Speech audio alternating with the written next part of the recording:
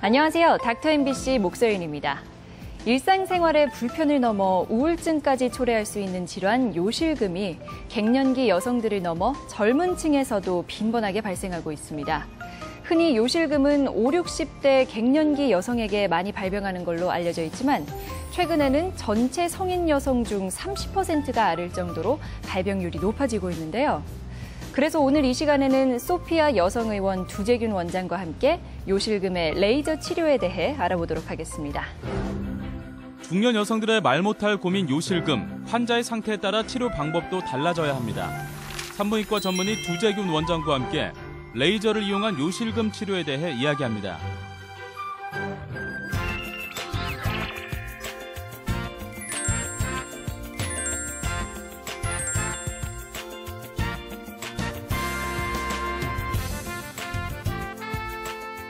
원장님 안녕하세요. 반갑습니다. 예. 예.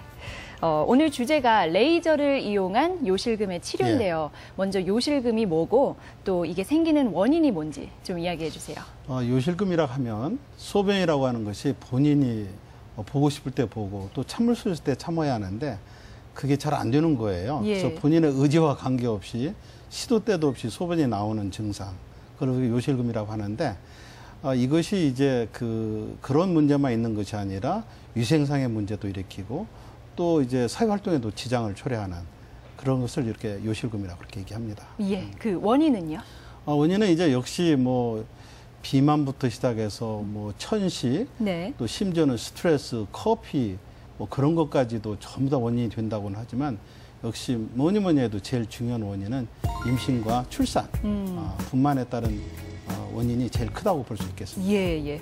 그러면은 이 요실금에도 종류가 있나요? 예, 요실금은 이제 크게 한 6가지로 나누지만은 제일 중요한 요실금 한 4가지 정도로 분류가 됩니다. 네. 첫 번째는 이제 우리가 기침을 하거나 재채기를 하거나 뜀박질을 한다거나 예. 또는 줄넘기 같은 걸 하거나 그럴 때 배에 압력이 올라가는 상황이 벌어지거든요. 예. 그랬을 때 소변이 새는 증상을 복압성, 배에 압력이 이렇게 올라간다 해서 그게 복압성 요실금이라고 그렇게 얘기하고요. 예. 그다음에 이제 화장실만큼만 봐도 소변을 참지 못하는 분들이 있어요. 네. 그리고 화장실을 갔다 왔는데도 막 또 가고 싶어 하고 그런 요실금을 절박성 요실금이라고 그렇게 얘기를 합니다. 그리고 이제 세 번째는 이런 요실금이 같이 섞여져 있는 거예요. 예. 그것을 복합성, 믹스드 타입이라고 그렇게 얘기하고 많지는 않지만 할머니들한테 많은 요실금 중에 하나가 이제 방광의 기능을 잘 못해서 예. 이제 방광이 소변이 차서 넘쳐버리는 인류성 요실금이라고 그런 요실금도 있습니다. 그건 흔치 않습니다. 그렇군요. 그럼 방금 말씀하신 그 3개 중에는 어느 게 제일 흔한가요? 현재는 이게 제일 흔한 요실금은 역시 복압성 요실금입니다. 기침이나 재채기. 예. 우리가 우스갯소리로 예. 무슨 웃을 때 나오는 호르몬 있죠. 예. 그런 좋은 호르몬만 나오는 게 아니라 웃을 때 소변도 나온다고. 예. 그게 아주 바로 복압성 요실금을 얘기하는 겁니다. 그렇군요. 예. 과거에는 요실금이 좀 나이가 있으신 분들한테만 발생한다 이렇게 생각을 했었는데 요새는 그렇게 크게 연령에 상관이 있는 것 같지가 않아요. 그런가요? 물론 이제 40대, 50대가 가장 많습니다. 예. 그리고 이제 할머니 쪽으로 가게 되면은 이제 복압성 요실금은 점차 줄어들고 아까 말씀드렸던 절박성 요실금 그런 타입이 많이 증가하는 거고요. 예. 심지어는 20대에도 요실금 환자들이 있을 수가 있습니다. 그런 경우는 이제 비만, 몸이 너무 뚱뚱하다거나 네. 또 천식을 갖고 있다거나 그런 경우에도 스트레스도 요실금의 원인이 될 수도 있고 예. 가장 많은 것은 역시 30대, 40대, 50대 그 연령 중년 여성이 요실금 환자가 제일 많다고 볼 수가 있겠습니다. 그러면 그 연령에 따라서요, 흔히 발생하는 요실금의 종류도 다른가요? 그렇습니다. 기준을 우리가 60세를 기준으로 이렇게 보거든요. 예. 그래서 60세 미만 쪽으로 가게 되면은 이제 복압성 요실금이 많이 증가합니다. 그래서 기침이나 재채기 같은 거 했을 때 소변이 새는 그런 경우가 한 55% 정도. 맞네요. 그리고 절박성, 이게 소변을 참지 못하는 경우가 20% 정도 되고, 예. 그리고 두 가지가 섞여져 있는 그런 경우는 한 25% 정도 그렇게 되는데, 예. 이게 이제 60세가 이제 넘어가면은 그때 이제 양상이 좀 바뀝니다. 어떻게 바뀌냐면 네. 이제 복합성 요실금은 한 30% 정도로 줄어들고 예. 이제 절박형이 한 35%로 증가하고 또 이제 두 가지가 섞여져 있는 경우가 한 35% 증가해서 점차적으로 절박성으로 옮겨간다 그렇게 볼 수가 있겠습니다. 예, 그렇군요. 그러면 이 요실금은요, 어떻게 치료하나요? 요실금 치료는 크게 이제 비수술적 요법과 수술적 요법으로 나눠집니다. 예. 이제 비수술적 요법이라는 것은 잘 아시는 것처럼 케겔 운동이라고 했어요. 예. 항문 관략근을 쥐었다 폈다 하는 그런 케겔 운동.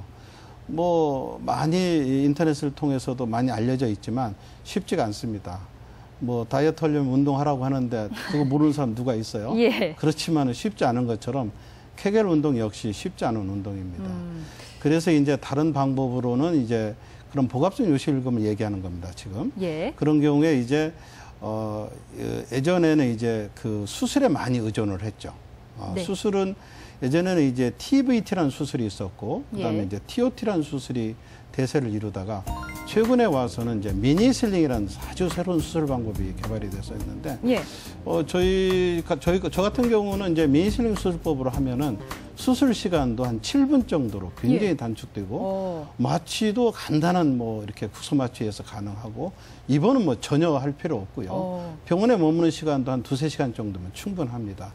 그렇게 좋은 수술 방법이 있는데 예. 그것은 아무래도 이제 출혈이나 감염이나 그런 문제가 좀 있을 수가 있겠죠. 아, 그런가요? 그래서 수술을 전혀 무서워하는 분들을 위해서 새로 개발된 방법이 오늘의 주제인 레이저를 이용한 치료법이 되겠습니다. 네.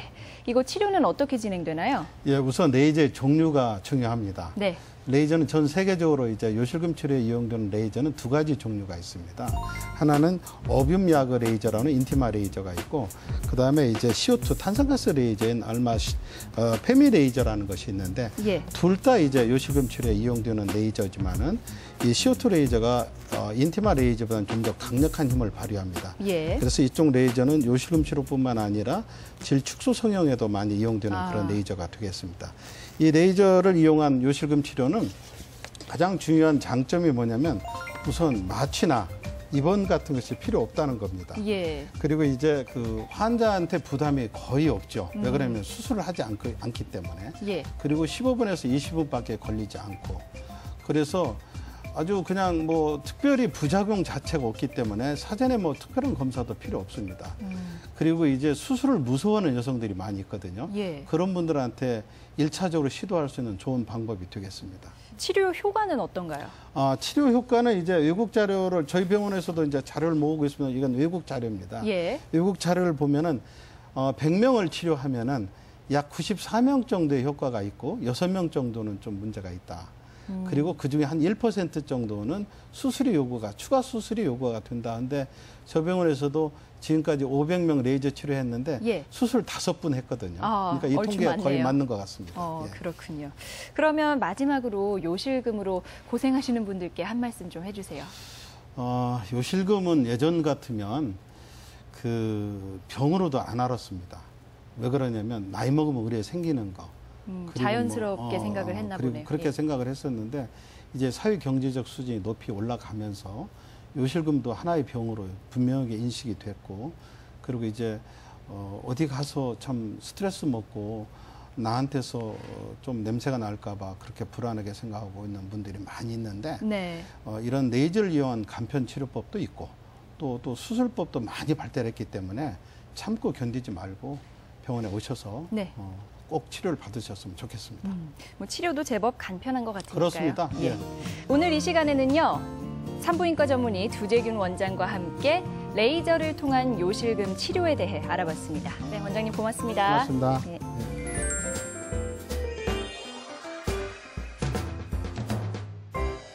허리에 통증을 느낄 때 허리 디스크 때문이라고 생각하는 분들 많으시죠? 하지만 허리 통증은 척추 질환의 공통적인 특징인데다 디스크 외에도 많은 척추 질환이 허리 통증을 불러오는데요. 오늘 이 시간에는 허리 통증을 불러일으키는 허리 디스크와 척추관 협착증에 대해 남원 튼튼통증의학과 기형곤 원장과 이야기하겠습니다. 비슷한 듯 전혀 다른 질환 허리 디스크와 척추관 협착증. 정확한 진단을 통한 맞춤 치료가 중요합니다. 의학 박사 기형곤 원장과 함께 허리 디스크와 척추관 협착증에 대해 자세히 알아봅니다.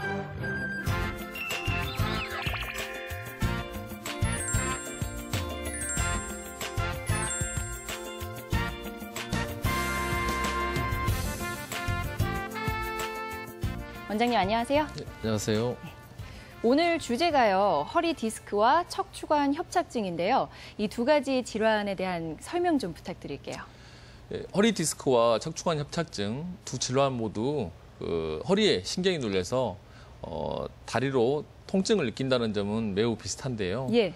일반적으로 허리 디스크는 젊은 층에 주로 발생하고 반면에 척추관 협착증은 40대에 주로 시작해서 50대에서 60대 장년층에서 주로 발생합니다. 흔히 말하는 허리 디스크는 예. 의학적인 전문 용어로는 수액 탈출증 또는 추간판 탈출증이라고 하는데요. 환자분들이 흔히 호소하는 그런 증상을 보면은 보통 다리가 땡긴다, 그리고 저린다, 그리고 남의 살 같고 먹먹하다. 또 심한 사람들은 쑤신다 이런 극심한 통증을 호소하는 분도 있습니다. 척추관 협착증은 척추관이 좁아져서 생기는 병인데요. 이것은 원인이 척추 전방 저인증이나 어떤 골극, 또 퇴행성 디스크, 두꺼워지는 황색인대 등에 의해서 좁아지는 걸 말하고 이 척추관 안에 신경 다발이 있는데 이런 구조물들이 좁아지면서 압박되면서 생기는 그런 질환을 말합니다. 대부분 환자들이 가장 전형적으로 느끼는 증상은 20분에서 30분 정도 좀 오래 걷다가 보면 엉치나 다리 쪽으로 쏟아질 듯한 그런 극심한 통증을 느끼고 예. 심한 경우에는 마비가 오게 되고 그래서 이제 쪼그려 앉아 쉬거나 아니면 허리를 숙이면 이런 증상들이 아주 완화되어서 다시 걸을 수 있는 그런 특징적인 증상을 갖고 있습니다. 이 두 질환은 병원에서 MRI 검사를 통해서 확진을 할 수 있습니다. 아, 그렇군요. 자가 진단도 근데 가능할 것 같아요. 이거 할 수 있는 방법이 있나요? 보통 우리가 허리 디스크는 이제 아침에 주로 이제 요통이 생기면서 이제 흔한 증상이 그러다가 이제 신경 압박이 좀 심해지면서 환자들이 이제 엉치나 다리 쪽으로 쑤시는 듯한 그런 통증을 느끼는 특징적인 그런 증상을 갖고 있는데요. 예. 이제 환자들이 집에서 아주 쉽게 검사할 수 있는 그런 방법을 그림을 보면서 소개를 해드릴게요. 네. 그림을 보시면 이제 환자를 바닥에 눕히고 천장을 보면서 바닥에 눕힌 다음에 그다음에 아픈 다리 쪽을 무릎을 곧게 편 상태에서 이 검사자, 이제 보호자나 옆에 분이 이제 아픈 다리 발목을 잡고 이 상방으로 올리게 되면 그때 환자가 아픈 쪽에 엉치나 다리 쪽으로 땡기거나 쑤시는 그런 통증이 있는 경우에 이런 경우는 이 추간판 탈출증, 허리 디스크일 가능성이 아주 높습니다.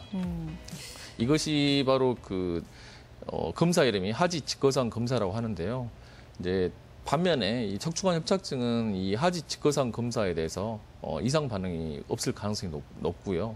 아까 말씀드린 것처럼 이제 척추관 협착증은 환자들이 오래 걷다 보면 엉치 다리로 마비가 오고 통증이 와서 좀 쉬었다 가면 훨씬 나아지는 이제 의학적인 전문 용어로는 신경학적, 간헐적 파형이라고 이런 특징적인 증상이 보일 수 있습니다. 네, 이런 검사를 통해서 본인이 자가 진단을 해서 이상이 있더라도 병원을 찾기를 좀 꺼려하시는 분들이 있을 것 같아요.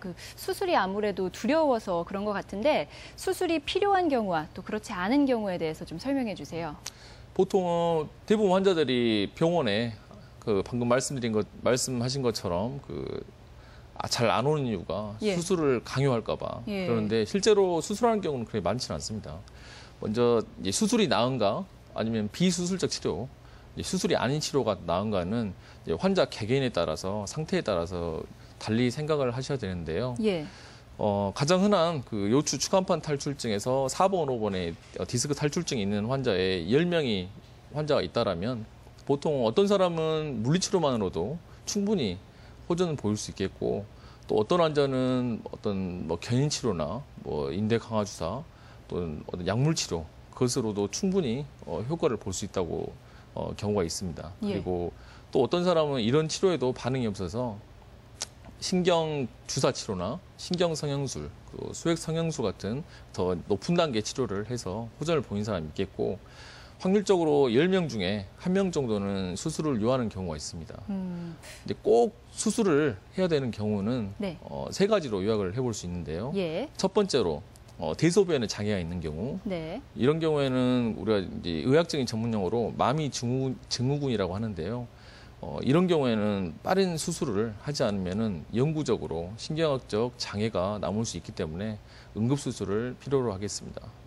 그리고 두 번째로 아까 말씀드린 것처럼 이제 수술이 아닌 비수술적 치료, 뭐 인대 강화 주사라든지 뭐 신경 차단술, 뭐 수액 성형술, 신경 성형술 같은 이런 비수술적 치료를 4주간 했음에도 불구하고 통증이 심해서 일상생활을 하는데 제약이 있는 경우에 꼭 수술을 해야 되고요. 마지막으로 이제 발목에 힘이 떨어져서 쩔룩거린다든가, 뭐 발가락에 특히 엄지발가락 힘이 뭐 엄지발가락이 안 올라간다든가, 예. 뭐 그런 경우에는 꼭 수술을 해야 될 것입니다. 이런 경우에는 빨리 가서 병원에 가서 그 MRI를 찍고 그 확진을 받고 이제 수술 여부를 결정하셔야 할 것입니다. 통계적으로 척추관 협착증이 그 이제 추간판 탈출증 디스크, 허리 디스크에 비해서 수술할 확률이 더 높다고 합니다. 그럼 조금 전에 말씀하신 그 비수술적 치료 방법에 대해서 좀 자세히 말씀해 주시겠어요? 일반적으로 우리가 경증도에 그런 디스크 질환이 있는 경우에는 물리치료나 약물치료, 그다음에 인대 강화 주사 같은 그런 간단한 그런 치료를 시행해 볼 수 있겠고요. 예. 거기에 반응하지 않고 호전을 보이지 않는 경우에는 또는 그 중등도 이상의 디스크 질환이나 척추관 협착증인 경우에는 아까 말씀드린 것처럼 신경 주사 치료, 그리고 신경 성형술이나 수액 성형술 같은 그런 높은 단계의 치료를 시행해 볼 수 있겠습니다. 이제 신경 주사 치료에 대해서 그림을 보면서 간략하게 소개를 해드릴게요. 예. 이 그림은 척추뼈 사이 신경 나오는 구멍으로 신경을 치료하는 경추간공 경막의 신경 차단술이고요. 다음 그림은 꼬리뼈 사이에 신경 통로 구멍으로 바늘을 위치시켜서 약물을 주입하여 약물이 경막의 신경 통로를 따라서 병변으로 가는 경막의 신경 차단술입니다. 그리고 마지막 그림인데요. 이것은 그 후관절을 지배하는 척추 후지 내측지 신경을 영상 증폭 장치를 이용해서 바늘을 정확하게 위치시키고 약물을 주입하는 척추 후관절 신경 차단술입니다.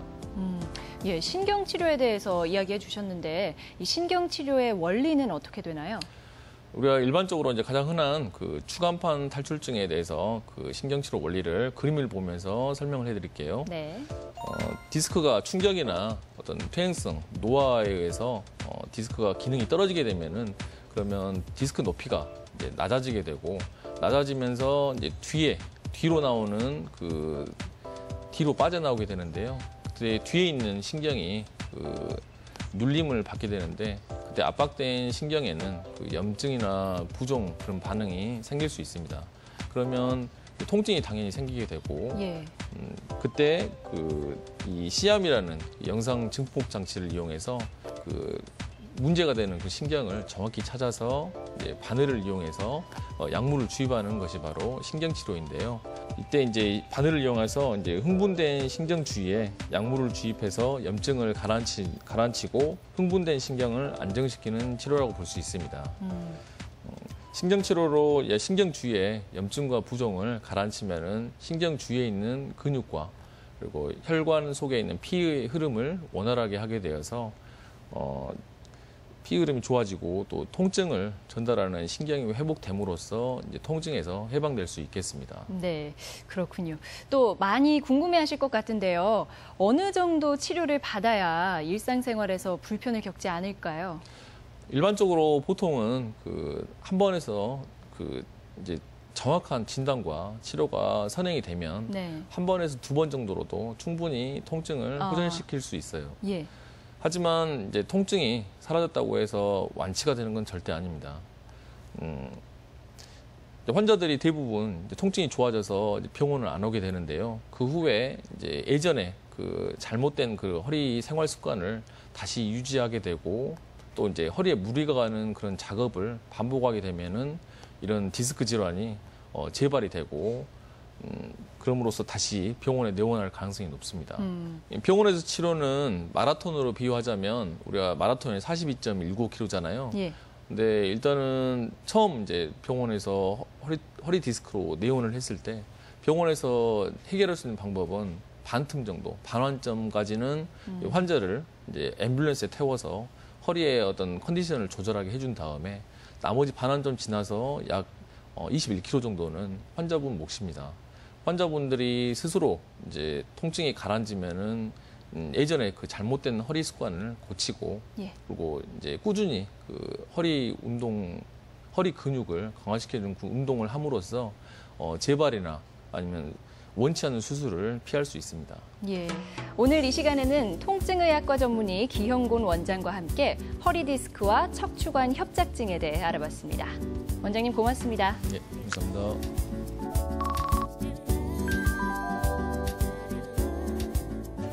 월요일마다 육체적으로 또 정신적으로 피로를 느끼는 증상을 우리는 흔히 월요병이라고 합니다.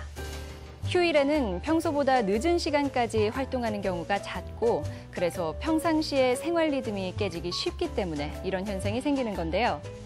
월요병을 극복하는 방법에는 뭐가 있을까요? 먼저 아침 식사는 뇌와 몸에 영양소를 공급해줘서 기운이 나게 해주고요. 신선한 과일과 채소 섭취는 피로를 해소하는 데 도움이 된다고 합니다. 그리고 충분한 수분 섭취는 머리를 맑게 해줘서요. 퇴근 후 즐길 수 있는 취미를 만드는 것도 업무에 대한 부담감과 스트레스를 줄여준다고 하니까요. 참고하셔서 월요병 극복하시기 바랍니다. 제가 준비한 소식은 여기까지입니다. 저는 다음 주 이 시간에 다시 찾아뵙겠습니다. 여러분 고맙습니다.